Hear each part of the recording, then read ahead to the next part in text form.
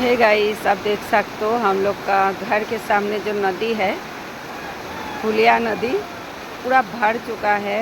बहुत पानी हुआ है, एकदम भरा हुआ है।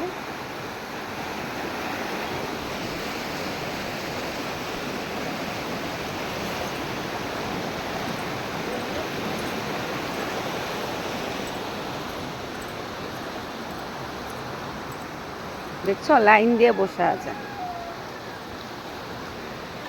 যা না, সামনে যায় ভিডিও করে এনে দে, মোবাইল নিয়ে চলে যাবে। যাবে না আমাকে জানো, একবার সেবকে খামচি মেরে ধরছিল।